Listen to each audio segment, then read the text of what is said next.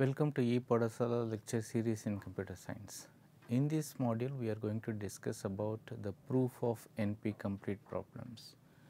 Last module, we discussed about some of the fundamentals of NP complete problems, and at the end of the module, I gave you a simple example of how the NP complete problem can be characterized. In this particular module, we will discuss about how to give proof for NP completeness.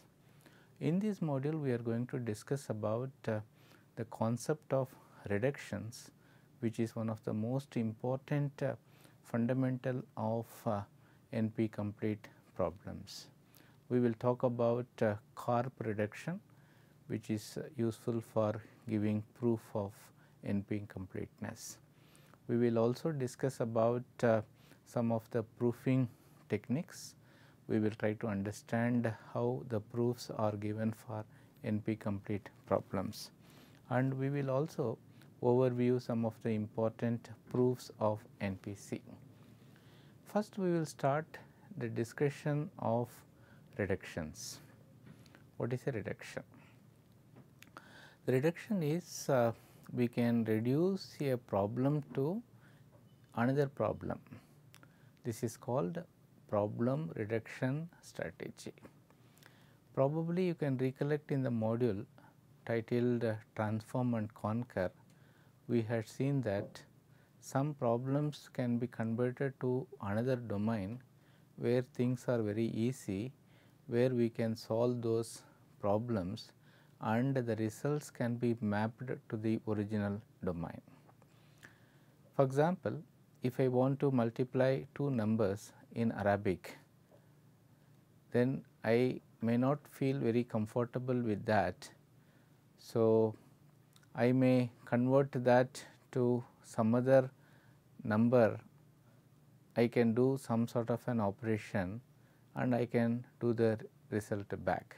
Similarly, if I am not very much comfortable with Roman system, then I can convert the Roman numbers to Arabic numbers, where the manipulation can be carried out and the result can be mapped to the original domain.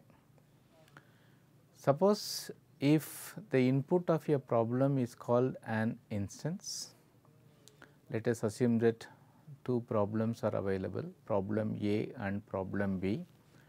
U is the instance of problem A and V is the instance of problem B. Let us assume that we have a solution for B, but we do not have the solution for problem A.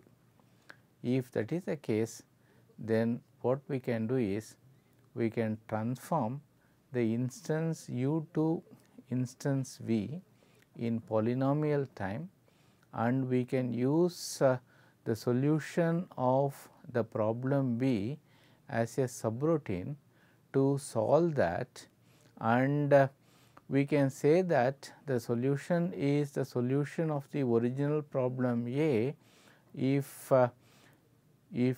U is F S and simultaneously V is also S. In other words, if the instances are equivalent, then we can say that the solutions are also equivalent.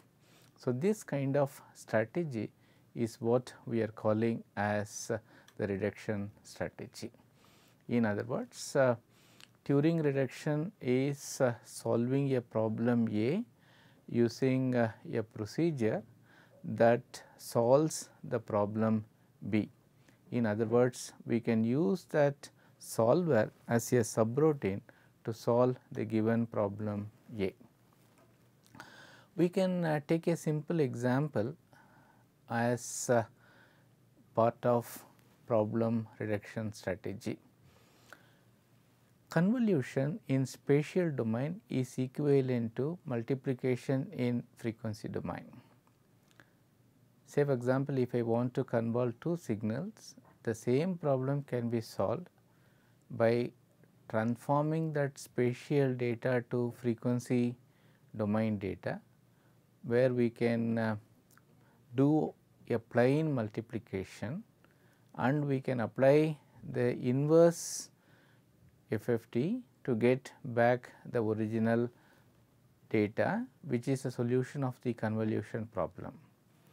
Simplistically, if I want to solve a problem Ax plus b, then this problem can be transformed to another problem like this, that is 0 into x square plus Ax plus b. We can solve that and that constitute the solution of the original instance.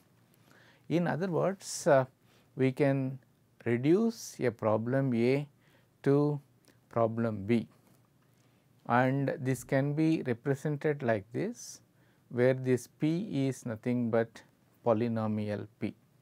So, the logic is the problem A is reducible to problem B. What does it indicate? It indicates two things. One is problem B is at least as odd as problem A, and problem A cannot be harder than the problem B. In other words, the logic is very simple. I am given a problem, and if I could able to reduce that to another problem which is easily solvable, then I can come to a conclusion that the given problem is also a simple problem. On the other hand, if my problem is reducible to another problem which is very difficult to solve, then my problem is also becoming very, very hard. So, you can see the underlining point, that is we will use this reduction to indicate the hardness of the given problem. In other words, what we are going to do is we are going to use this reduction as an important tool for giving a proof of the algorithm hardness. Karp reduction is different from the Turing reduction. So, here the logic is very simple. The problem A can be reduced to problem B in polynomial time P can be represented like this, provided if there is a polynomial computation function f such that if there is an instance W and if this instance is the instance of the problem A, then f of W should belong to the problem B. That means, what we are going to do is we are going to transform the instance of problem A to another instance of problem B, and we are going to solve that using the solver of the problem B, and we are going to show that if the S instance of problem A is equivalent to S instance of problem B, then we can say that the solutions are also equivalent. So, that is the logic of this particular step. So, we can call this in polynomial reduction. So, that means we can say that this reduction is carried out in polynomial time, and these things must be applicable.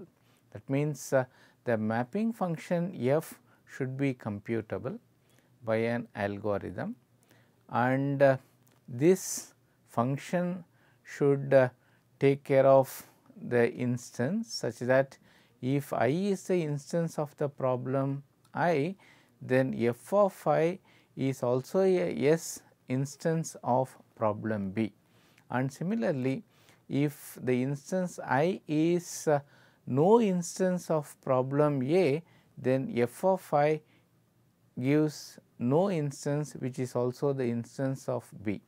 If anyone able to give all the checklist, then we can say that it is a Karp reduction.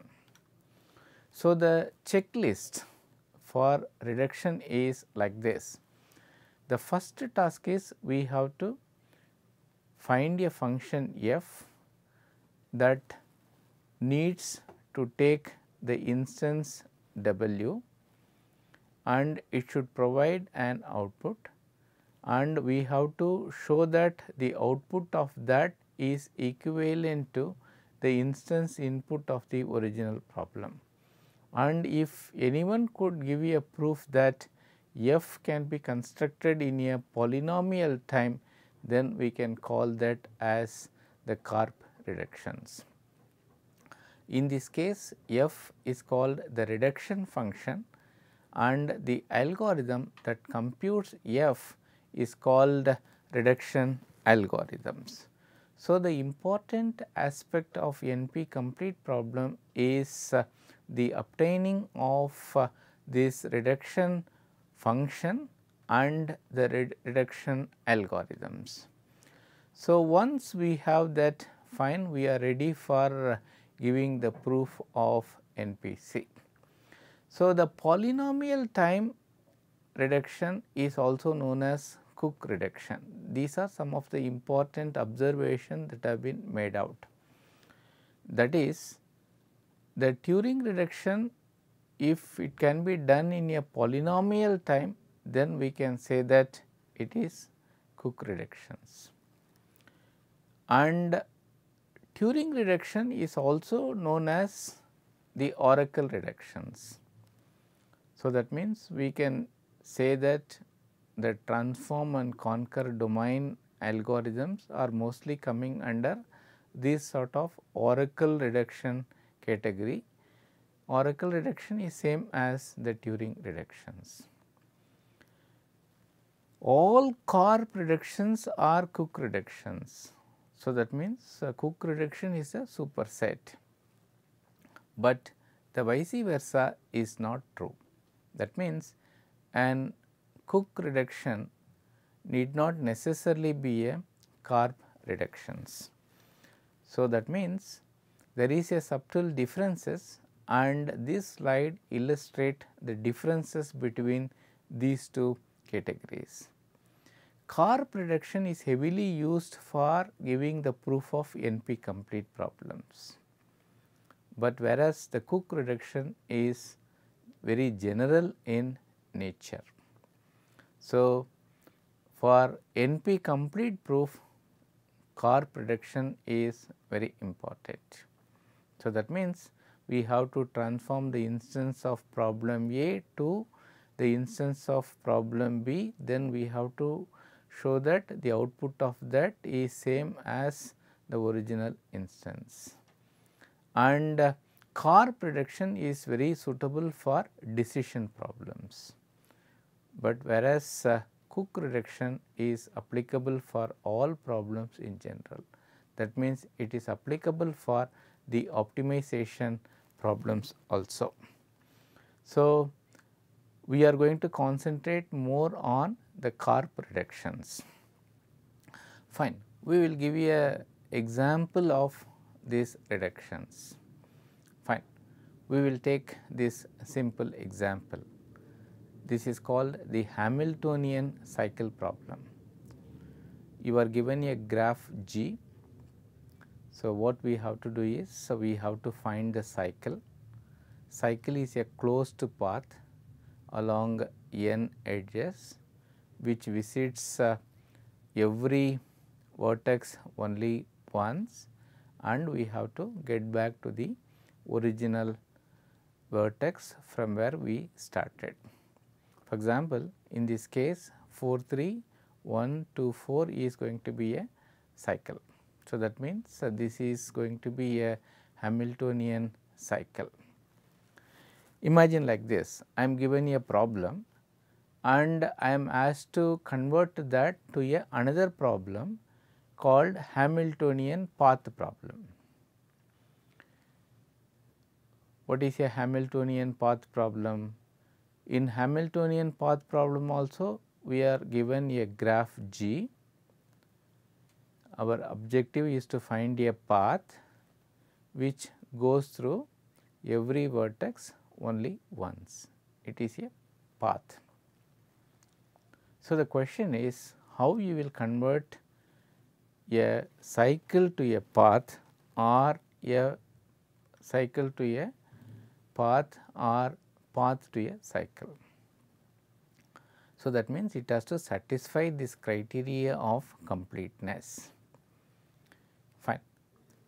What I can do is I can take a Hamiltonian path V naught to V n in G, and I can insert a node U as the adjacent node of all the nodes. If that is the case, then a cycle is created. So, that means now you can see that a path is reduced to a cycle. So, this property is called completeness. Suppose if I remove this node U, automatically the cycle becomes an path.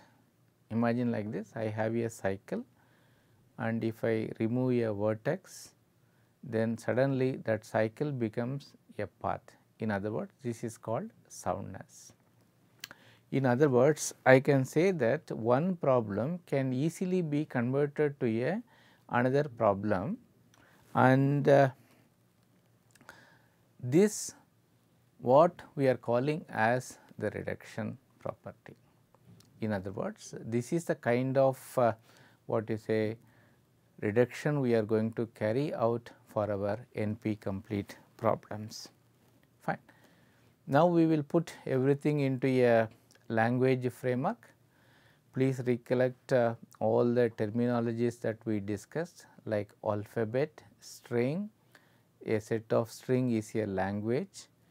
So, using that language we can give you a formal definition of this. So, this is the Karp reduction. So, a many to one reduction from a language L prime.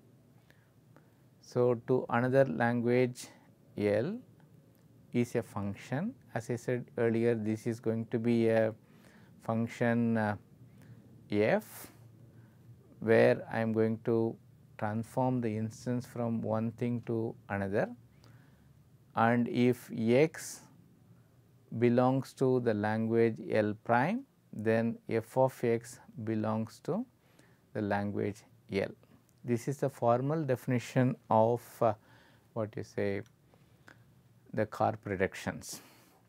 So, now using this we want to create a proof outline. For example, if somebody gives a problem A, they want to know whether the problem is NP complete or not, then what are the steps one needs to follow? The first step is we have to show that the problem is NP. That means, we assume that as of now no easy solutions are available to solve that. So, we say that it is NP problem.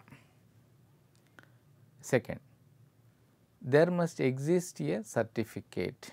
So, that means the verification should be able to complete in polynomial time. So, we have to prove that there exists a certificate and verification algorithm, so that the verification can be done in a polynomial time. This is the another aspect. Third aspect is, now you take a well known NP complete problem and use Karp reduction, and you try to reduce the problem to the given problem. If someone could able to do that, and if someone prove that it is done in a polynomial time, fine, then we can come to a conclusion that the given problem is going to be a NP complete problem. So, this is what we are going to do. So, we are going to take the problem Q, which is in NP. So, we want to prove that this Q is NP complete. So, what we are going to do is we are going to pick an instance R of favorite NP complete problem. As we said earlier, SAT problem form a sound foundation for this. We can take an instance, and we have to go for a polynomial reduction algorithm to transform the instance of R to the instance of Q, and if someone able to prove that the reduction is possible, then we can argue that Q is as odd as NP complete problem, therefore, it is a difficult problem to solve. This is the kind of proof we are looking for. So, that means in other words, I am given a problem that I need to show that it is NP complete.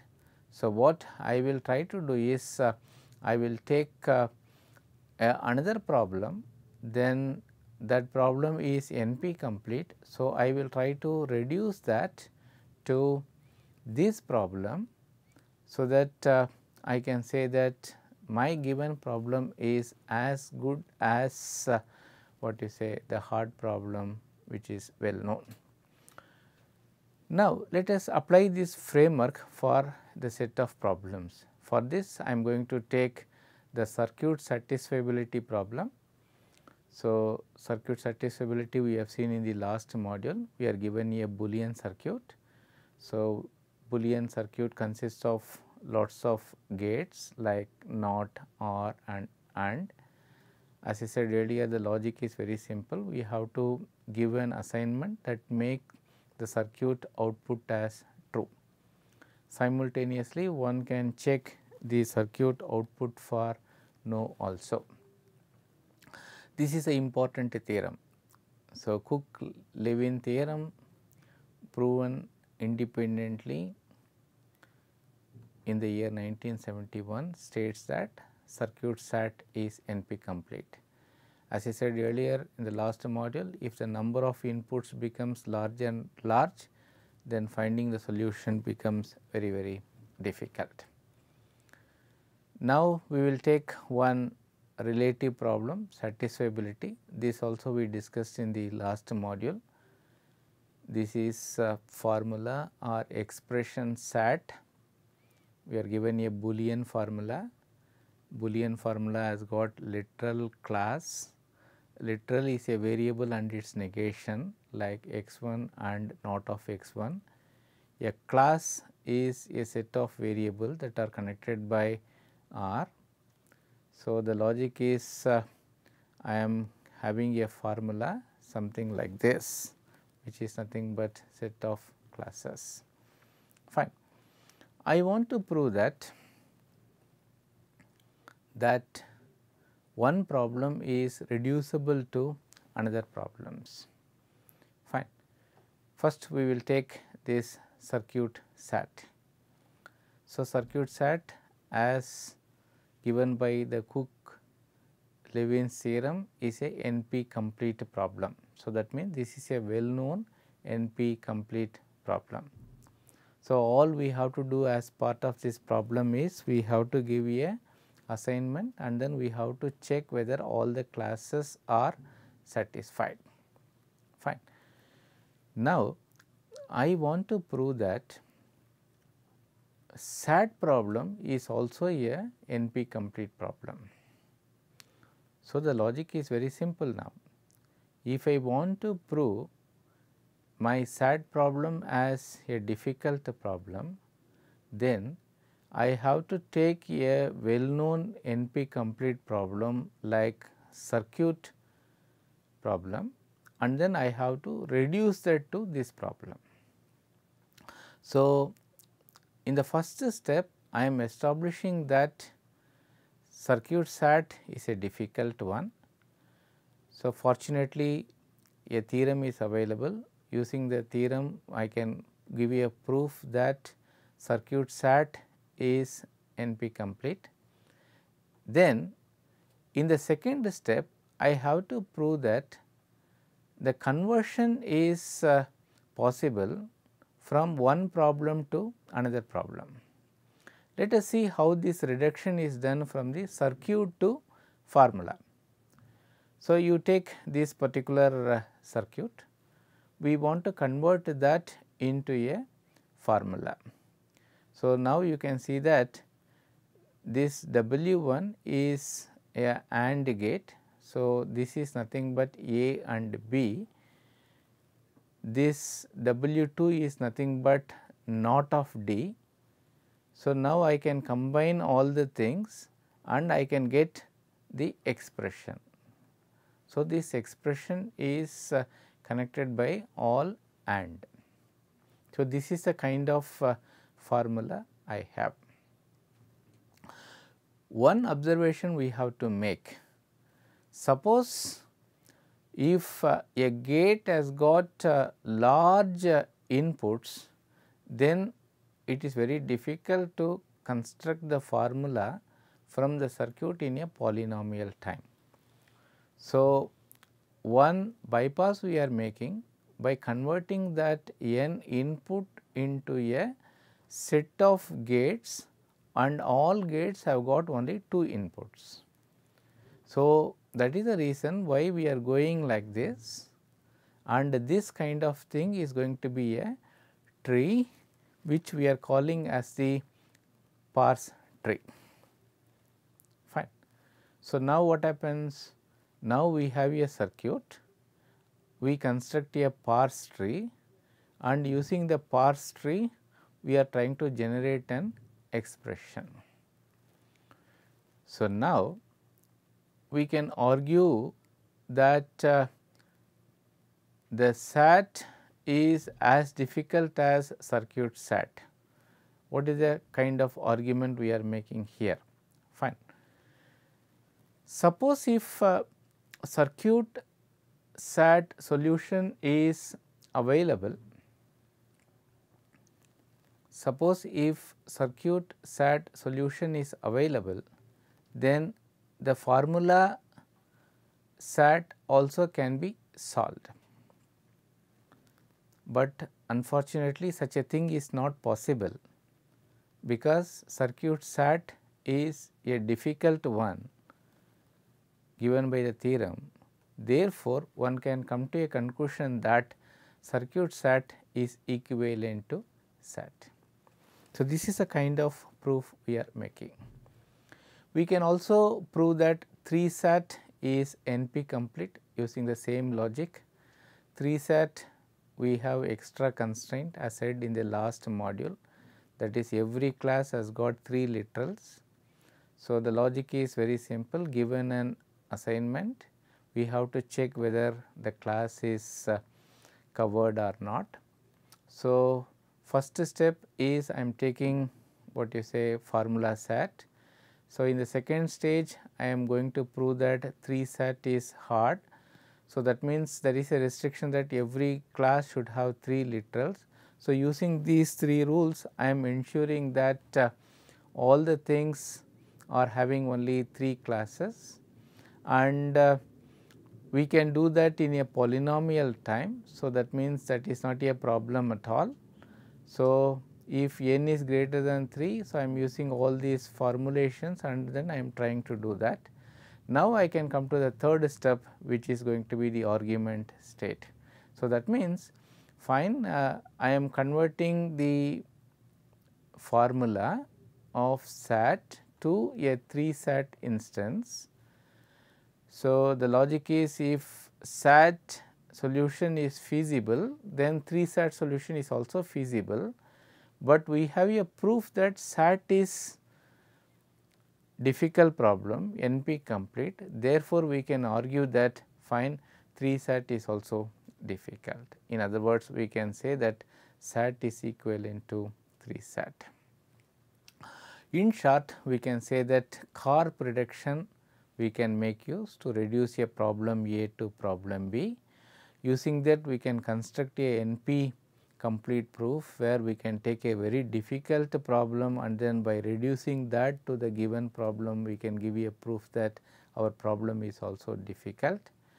So, we can see that circuit SAT, formula SAT, 3 SAT are some of the commonest problems using which proof of much more complicated things can be done. These are the references. Thank you very much. So, this module we discussed about the proof of NP complete. Next module we will discuss some more proof of NP complete, so that you can be very thorough with this particular subject. Thank you very much. Thank you.